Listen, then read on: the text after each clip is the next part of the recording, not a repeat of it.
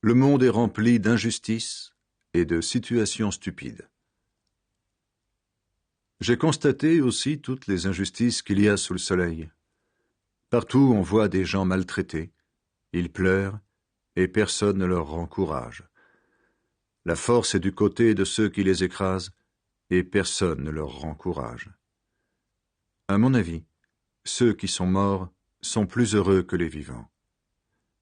Mais celui qui n'est pas encore né est beaucoup plus heureux que les morts et les vivants. En effet, il n'a pas vu les injustices qu'il y a sous le soleil. J'ai vu également ceci. Les gens se fatiguent et veulent réussir dans leurs activités uniquement pour dépasser les autres. Cela non plus ne sert à rien. Autant courir après le vent.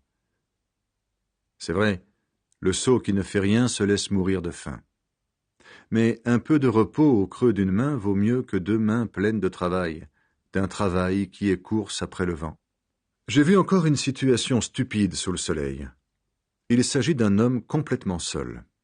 Il n'a pas de fils et pas de frère. Il n'arrête pas de travailler. Il a toujours envie d'avoir plus de richesses. Pourtant il se demande « Je travaille pour qui ? Je me prive de bonheur. Pour qui ?» Cela non plus n'a pas de sens. C'est une mauvaise façon de passer le temps. 2 hommes associés valent mieux qu'un seul. À 2, ils obtiennent un meilleur résultat pour leur travail. Si l'un des 2 tombe, l'autre le relève. Au contraire, celui qui est seul est bien malheureux.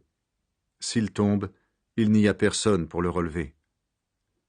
De même, quand on peut dormir à 2, on a chaud. Mais celui qui est seul n'arrive pas à se réchauffer. On peut attaquer facilement celui qui est seul, mais 2 personnes peuvent résister. Une corde tressée de plusieurs fils ne casse pas facilement. Un jeune homme, pauvre mais intelligent, vaut mieux qu'un vieux roi stupide qui ne sait pas demander conseil. C'est vrai, même si le jeune homme est sorti de prison pour devenir roi, même s'il a commencé par mendier dans son royaume. J'ai constaté ceci. Sous le soleil, tout le monde se met du côté du jeune homme qui va prendre le pouvoir à la place de l'ancien roi. Il devient le chef d'un peuple très nombreux.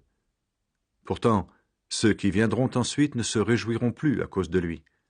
Cela non plus n'a pas de sens. Autant courir après le vent. Il vaut mieux ne pas faire trop de promesses à Dieu. Attention à ce que tu fais quand tu vas à la maison de Dieu. Vas-y pour écouter. Cela vaut mieux que d'offrir des sacrifices comme les sots.